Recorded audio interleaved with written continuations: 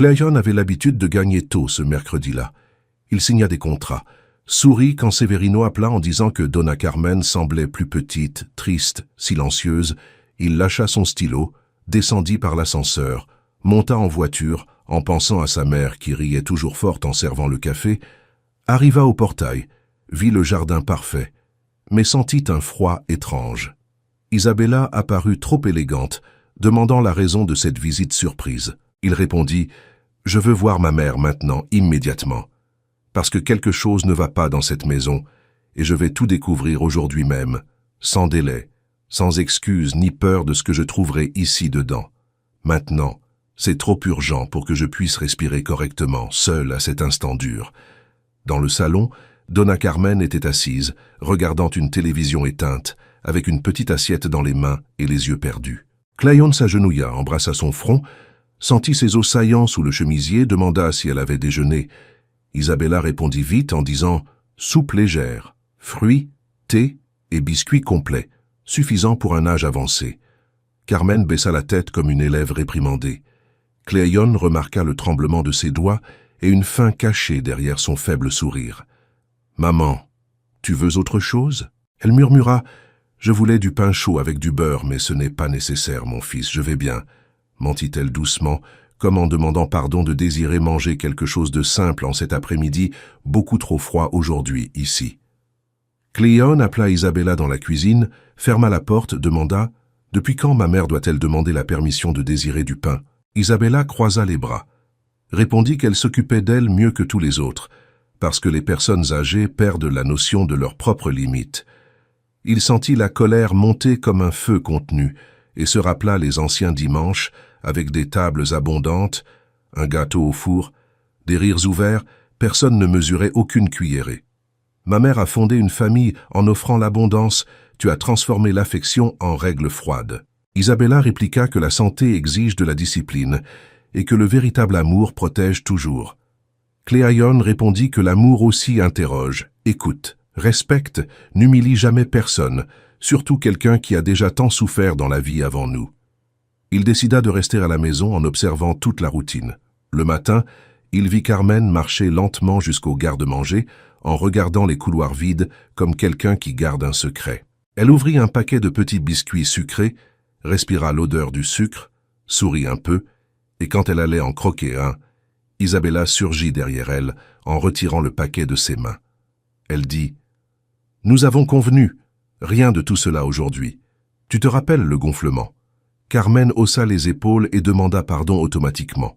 Cléon apparut entre les deux, prit le paquet, le posa sur la table et dit « Personne ne demande pardon pour avoir envie de vivre ici dedans. » Isabella pâlit.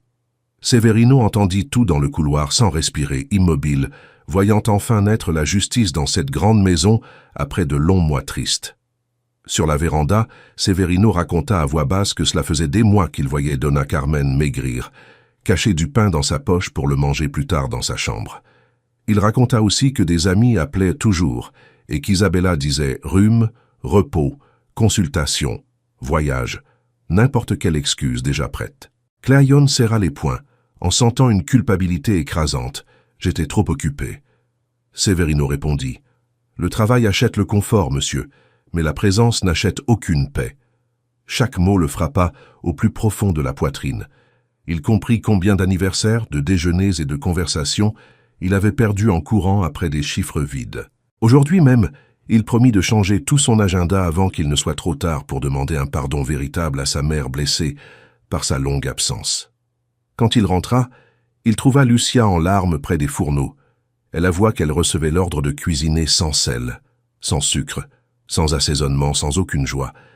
Et chaque fois que Carmen demandait en cachette du pudding ou du gâteau, elle devait refuser, en voyant sa tristesse grandir chaque jour. Cléon demanda « Pourquoi ne me l'as-tu jamais dit ?» Lucia répondit qu'elle avait peur de perdre son emploi et honte de contrarier une maîtresse de maison millionnaire. Alors il dit « Aujourd'hui, personne ne perdra son travail pour avoir dit la vérité. » Isabella entra à cet instant en entendant tout et comprit que son contrôle commençait à se fissurer comme du verre fin sous la pluie forte de cet après-midi bien trop amère pour tous, ici, ensemble. Cléon réunit tout le monde dans le bureau, demanda qu'ils s'assèrent face à face, prit les mains de sa mère et demanda en la regardant fixement. « Comment te sens-tu en vivant ici ?» Carmen essaya de répéter les phrases toutes faites. « Je vais bien. On prend soin de moi. » Mais il insista. « Dis la vérité. » Elle pleura doucement et dit « J'ai l'impression d'avoir rétréci. J'ai peur de choisir. Je me sens coupable quand j'ai faim. » Isabella baissa le visage. Severino fit un signe de croix. Lucia essuya ses larmes. Cléon comprit qu'aucune richesse ne valait face à cette confession simple et dévastatrice qui lui brisait le cœur dans un silence total, dans cette pièce fermée aujourd'hui tout entière, sans aucune issue possible pour personne, ici présent maintenant. Isabella parla en tremblant, disant qu'elle avait perdu sa grand-mère à l'adolescence après des négligences médicales, et que depuis lors, elle avait juré de ne jamais échouer en prenant soin de quelqu'un qu'elle aimait. Elle étudia des régimes, des vidéos, des forums, des recettes radicales, et confondit la peur avec l'amour. Carmen l'écouta sans l'interrompre, puis répondit « Une douleur ancienne explique une erreur nouvelle. Tu as essayé de sauver un souvenir en blessant une personne vivante devant tes yeux. » Isabella éclata en sanglots en disant « Pardonnez-moi, je n'ai pas vu que vous disparaissiez. » Cléon respira profondément et dit « Demandez pardon. C'est commencer à changer d'attitude. Finir de guérir, c'est autre chose. Désormais, nous allons tous apprendre ensemble une autre façon d'aimer sans emprisonner personne. Jamais plus, ici, dans cette maison. » À l'instant même, Donna Carmen demanda le téléphone, appela Teresa, Conceição et Rosa l'une après l'autre, les invitant à prendre le café l'après-midi. Les amis pleurèrent de joie en entendant cette voix oubliée et promirent d'arriver en courant. Lucia commença à préparer une belle table. Severino apporta des fleurs du jardin. Cléon annula des réunions depuis son portable en disant au bureau que les urgences familiales avaient la priorité absolue. Pour la première fois, Marcia, sa secrétaire, sourit de l'autre côté et répondit « Enfin, monsieur, vous choisissez ce qu'il faut. » Carmen l'entendit et serra le bras de son fils, fière comme elle le faisait quand il était petit, et courait dans la cuisine après les anciens biscuits sucrés oubliés dans le placard du haut. Quand les amis arrivèrent, la maison se remplit de rires, de questions et d'étreintes. Carmen semblait renaître à chaque minute. Elle raconta une partie de ce qu'elle avait vécu sans humilier personne, disant seulement que le soin sans écoute devient une prison. Teresa frappa la table en affirmant que l'amitié aussi nourrit. Conceição ouvrit un sac plein de galettes. Rosa apporta un magazine de mots croisés. Isabella servit le café avec des mains timides et écouta des histoires anciennes qu'elle n'avait jamais laissé fleurir auparavant. Elle comprit combien de monde tenait dans la vie de cette dame qu'elle avait réduite à une patiente fragile par pure peur aveugle et désinformation pendant des mois bien trop longs pour tous ici réunis en cet après-midi clair. Plus tard, le docteur Henrique examina Carmen, trouva une bonne tension, un moral renouvelé, des pas fermes et un large sourire. Il expliqua que l'autonomie, la convivialité, le plaisir modéré et le sentiment d'utilité guérissent autant que les médicaments quand il y a de l'équilibre. Isabella écouta chaque mot comme une leçon nécessaire. Cléon demanda s'il y avait un risque médical. Il répondit que le plus grand risque était la tristesse prolongée, cela rend malade en silence. Carmen leva les sourcils avec victoire et demanda la permission de manger une seconde part de gâteau. Tout le monde rit. Henrique dit « Autorisé, avec plaisir », et recommanda de répéter les rencontres joyeuses chaque semaine, sans en manquer une seule, jamais plus, dans cette maison désormais si vivante, après la peur récente encore présente dans le souvenir de tous. À la tombée du soir, Cléon conduisit sa mère jusqu'à la véranda, où le ciel orange rappelait les anciens dimanches. Il demanda pardon pour ses longues absences. Carmen prit son visage entre ses mains et dit « Mon fils, une faute ne continue que lorsqu'elle n'enseigne rien. Aujourd'hui, tu as appris. Reste plus souvent près de moi, et moins souvent loin. » Isabella s'approcha avec une recette notée, promit de demander avant de décider, d'écouter avant d'ordonner, d'accompagner sans envahir. Carmen les prit tous les deux dans ses bras en déclarant « Le véritable amour n'emprisonne pas, il libère. Il ne réduit pas au silence, il parle. Il n'assèche pas, il nourrit. » Dans la maison naquit une paix nouvelle. Severino éteignit les lumières en souriant. Lucia rangea le gâteau qui restait, et tous comprirent que la plus grande richesse était le temps partagé entre des personnes vivantes, ici ensemble. Le lendemain, Cléon se réveilla tôt, éteignit son portable, mit des vêtements simples et entra dans la cuisine avant tout le monde. Il trouva Carmen en train de préparer le café, en fredonnant doucement comme autrefois, sourit avec émotion et demanda à réapprendre le bon point du pain grillé à la poêle. Isabella apparut en silence avec des fruits et demanda la permission d'aider. Carmen lui tendit le couteau en disant « Aujourd'hui, chacun travaille sans commander à personne. » Severino ouvrit la fenêtre.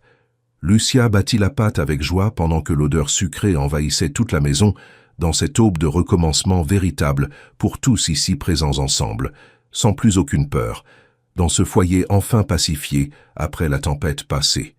Après le café, Cléaïon appela Marcia en vidéo et annonça des changements dans l'entreprise. Il aurait des après-midi libres fixes, des réunions plus courtes et des dimanches intouchables. Quelques directeurs se plaignirent. Il répondit « Le profit sans la famille coûte bien trop cher » puis termina l'appel. Carmen applaudit. Isabella observa avec surprise en voyant un homme autrefois esclave de l'horloge choisir la présence à la place de la hâte. Severino commenta que le jardin aussi pousse mieux quand il reçoit une attention constante. Tout le monde rit, parce que la phrase valait pour les plantes, les personnes, les mariages, les amitiés et les rêves oubliés pendant trop d'années dans cette routine vide de vieille agitation, désormais terminée pour toujours selon sa promesse ferme et sincère devant la famille entière réunie ici. Le même matin, Teresa, Conceição et Rosa revinrent en apportant de vieux cahiers de recettes, des photographies, des lettres et des éclats de rire. Elles étalèrent tout sur la table et entourèrent Carmen en demandant où elle cachait tant de nostalgie. Carmen répondit qu'elle avait été prisonnière de la peur des autres, mais que maintenant, elle voulait récupérer chaque jeudi perdu. Isabella servit le thé en écoutant des histoires de bals, de voyages, de casseroles brûlées, d'amour de jeunesse, et elle comprit combien elle avait volé sans s'en rendre compte, en coupant les liens simples qui soutenaient la joie mûre de sa belle-mère. Lucia nota les plats demandés pour la prochaine rencontre hebdomadaire, déjà fixée avec l'enthousiasme général dans cette maison enfin ouverte aux visites, aux rires, à la mémoire et à l'affection libre. Dans l'après-midi, le docteur Henrique revint sans mallette, juste pour déjeuner, invitation rare. Il s'assit entre Severino et Rosa, goûta le hachis, loua l'assaisonnement, expliqua que les personnes âgées ont besoin de mouvement, de choix, de conversation et de plaisir, en plus des examens. Carmen répondit qu'elles ont aussi besoin d'être têtues quand on veut trop commander. Tout le monde approuva. Isabella demanda comment réparer les dommages. Il répondit, en commençant par demander leur avis chaque jour et en écoutant la réponse jusqu'au bout, sans corriger avant la fin. Cléon lui serra la main en encourageant un changement sincère. Teresa leva son verre de jus en disant qu'une bonne santé naît d'une table pleine et d'un cœur tranquille, même les jours difficiles qui arrivent sans prévenir à la porte des gens ordinaires. Les jours suivants, Isabella changea de petites habitudes, retira les verrous invisibles de la routine, demanda à Carmen si elle voulait marcher au club, aller à l'église, cuisiner, se reposer ou simplement regarder son feuilleton en entier. Carmen trouvait cette liberté étrange et parfois demandait la permission par ancienne habitude. Alors Isabella respirait profondément et rappelait « Le choix est le vôtre, pas le mien ». Peu à peu, la dame redressa sa démarche, peigna ses cheveux, acheta un rouge à lèvres rouge et recommença à porter des boucles d'oreilles rangées depuis des mois. Cléon observait avec émerveillement, en voyant comment l'autonomie rendait l'éclat plus vite que n'importe quel médicament coûteux vendu dans les pharmacies élégantes de toute la ville durant cette nouvelle saison de paix partagée par tous ensemble. Un soir, Cléon trouva de vieilles lettres que sa mère avait écrites en cachette. Il relut chaque ligne les yeux humides. Il y avait des récits simples sur la pluie, le gâteau, la nostalgie, les programmes de télévision et l'espoir de le voir assis plus longtemps à côté d'elle. Il demanda la permission de garder ces feuilles comme souvenir de ce qu'il avait presque perdu. Carmen accepta mais exigea une autre promesse. Personne dans cette maison ne sera réduit au silence une seconde fois. Isabella approuva immédiatement et suggéra une belle boîte pour y garder aussi de nouveaux souvenirs. Severino offrit le bois de l'atelier pour la construire avec soin le samedi suivant, sans rien faire payer à personne. Jamais plus, par pure gratitude. Le samedi suivant, tout le monde travailla sur la véranda. Severino ponça les planches, Cléaïon posa les charnières, Lucia peignit de petites fleurs, Teresa apporta des pinceaux, Rosa fit le café, Conceição supervisa sans avoir été appelé.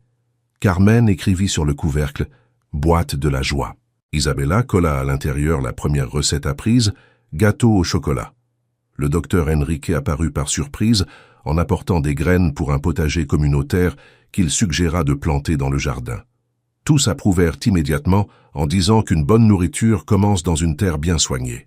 La journée se termina avec les mains sales, des rires hauts et un rare sentiment d'appartenance véritable entre des personnes auparavant éloignées par la peur, la culpabilité, le silence et l'agitation inutile des temps passés. Quand le potager grandit, Carmen en prit la direction. Elle planta du basilic, du persil, de la ciboulette, des tomates et de la laitue, apprenant aux enfants du voisinage à toucher la terre sans dégoût.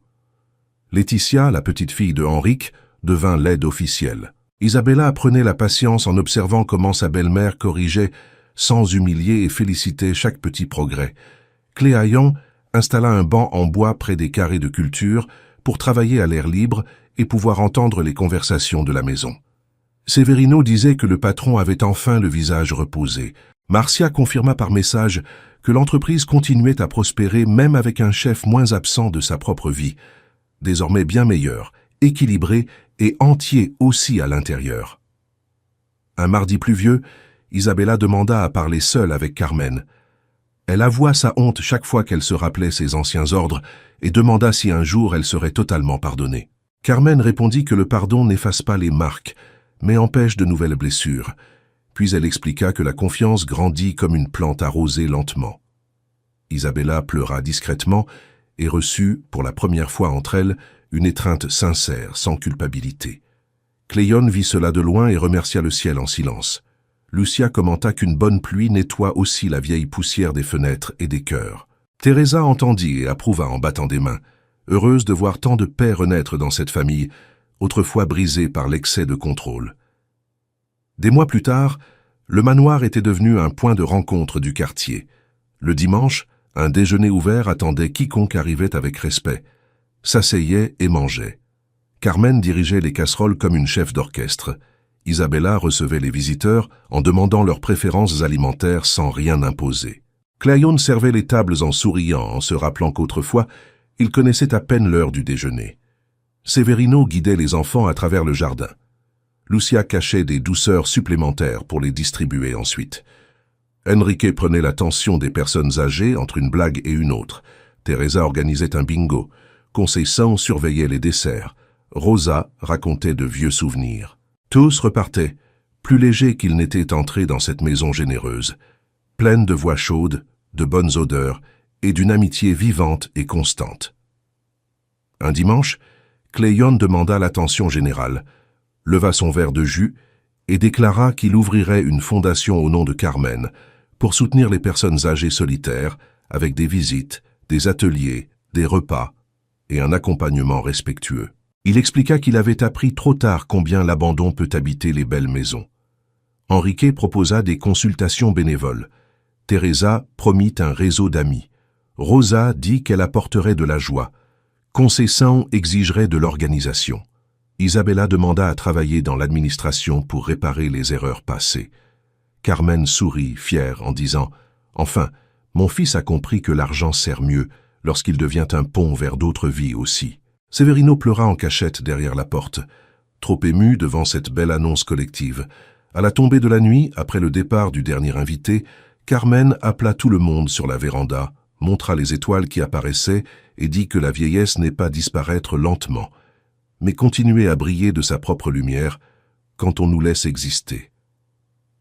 Isabella lui prit la main. Cléon les serra toutes les deux.